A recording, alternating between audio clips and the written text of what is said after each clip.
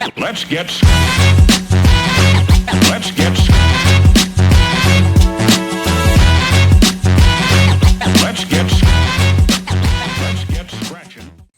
നമസ്കാരം, ഞാൻ നിങ്ങളുടെ രോഹിത്. ഇന്നിവിടെ ഞാൻ പറയാൻ പോകുന്നത് ഒരു സിനിമയുടെ ചെറിയൊരു റിവ്യൂ ആണ്.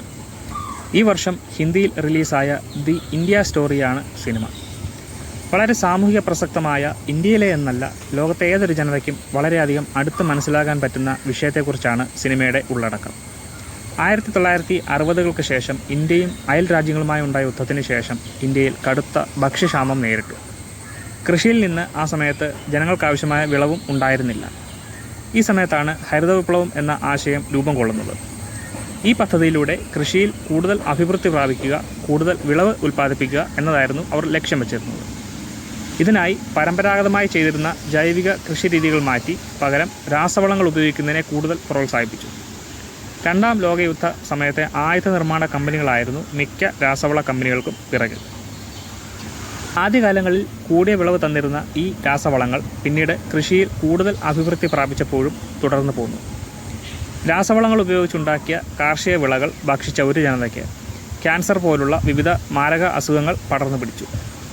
ഇതാണ് സിനിമയുടെയും വിഷയം. ഈ രാസവള പ്രയോഗങ്ങൾ നടത്തുന്ന കർഷകരെയും അവ ഉൽപ്പാദിപ്പിക്കുന്ന കമ്പനികളെയും അവ ഉൽപ്പാദനത്തിന് അനുമതി കൊടുത്ത സർക്കാരിനെതിരെയും നടക്കുന്ന ഒരു നിയമ പോരാട്ടമാണ് സിനിമയുടെ കോർ പ്ലോട്ട്. സിനിമയിലേക്ക് വന്നാൽ വളരെ ഫ്ലാറ്റായിട്ടാണ് തിരക്കഥ സഞ്ചരിക്കുന്നത്. ഒട്ടും ലാഗില്ലാതെ തന്നെ കഥയിലേക്ക് പ്രേക്ഷകരെ എത്തിക്കുന്നുണ്ട്. നമ്മുടെ നിയമ സംവിധാനത്തിലെ പോരായ്മകളിലൂടെ ഒരു സാധാരണക്കാരന് കോടതി സംവിധാനങ്ങൾ എത്രമാത്രം അപ്രാപ്യമാണ് എന്ന് കാണിച്ചുകൊണ്ട് തുടങ്ങുന്ന കഥയുടെ തുടക്കം വളരെ യാഥാർത്ഥ്യമായി ചേർന്ന് നിൽക്കുന്നുണ്ട്. ഒരു രോഗം വന്നാൽ ഇന്നും എത്ര മാത്രം ബുദ്ധിമുട്ട് ഒരു വൻകിട ലോകരാജ്യമായിട്ട് പോലും ഇവിടുത്തെ പൗരന്മാർക്കുണ്ടാകുന്നുവെന്ന് കഥാപാത്രങ്ങളുടെ സ്ട്രഗിളിലൂടെ സംവിധായകൻ പറഞ്ഞു വെക്കുമ്പോൾ നമ്മൾ ഓരോരുത്തരും എവിടെയോ അനുഭവിച്ച ഒരു പഴയകാല ദുരനുഭവത്തെ ഓർത്തു പോകും.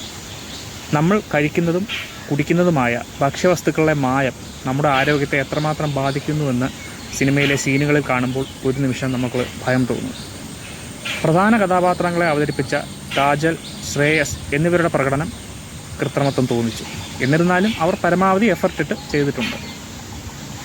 സപ്പോർട്ടിംഗ് റോൾ ചെയ്തവരെക്കാൾ നന്നായി ജൂനിയർ വേഷങ്ങൾ ചെയ്ത പലരും മികവ് പുലർത്തി. എടുത്തു പറയേണ്ട മറ്റൊരു കാര്യം പരി എന്ന വേഷം ചെയ്ത കുട്ടിയാണ്.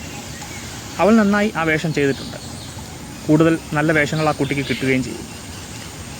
അതിഗംഭീര മേക്കിംഗ് ഒന്നുമല്ല ഈ സിനിമയുടെ, പക്ഷേ ഈ സിനിമയ്ക്ക് ആവശ്യമുള്ള രീതിയിൽ നിലവാരം കൊടുക്കാൻ അണിയറ പ്രവർത്തകർക്ക് കഴിഞ്ഞിട്ടുണ്ട്. എന്നിരുന്നാലും ചില യുക്തിസഹമായ സംശയങ്ങൾ സിനിമയിൽ ബാക്കി നിൽക്കുന്നുണ്ട്. സിനിമയിൽ എടുത്തു പറയാൻ ആയി പ്രത്യേകിച്ച് പാട്ടുകളൊക്കെ കുറവാണ്, പക്ഷേ ഉള്ള പാട്ടുകൾ സാഹചര്യത്തോട് നന്നായിട്ട് ചേർന്ന് പോകുന്നുണ്ട്.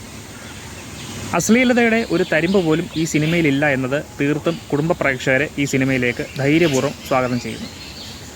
ഒരു സാമൂഹ്യ ജീവി എന്ന നിലയിൽ, സാമൂഹ്യ ജീവിതം നയിക്കുന്ന ഒരു വ്യക്തി എന്ന നിലയിൽ, സമൂഹത്തോട് കൂറുള്ള ഒരു പൗരൻ എന്ന നിലയിൽ നിങ്ങൾ ഈ സിനിമ കാണേണ്ടത് ഒരു സാമൂഹിക അവബോധം കൂടിയാണ്. അപ്പോൾ നിങ്ങളുടെ സമയവും സൗകര്യമൊക്കെ നോക്കി തിയേറ്ററിൽ പോയി തന്നെ കാണാൻ ശ്രമിക്കുക. നിങ്ങൾ കണ്ട ആളുകൾ നിങ്ങളുടെ അഭിപ്രായങ്ങൾ കമൻറ്റുകളായിട്ട് പങ്കുവെക്കുക.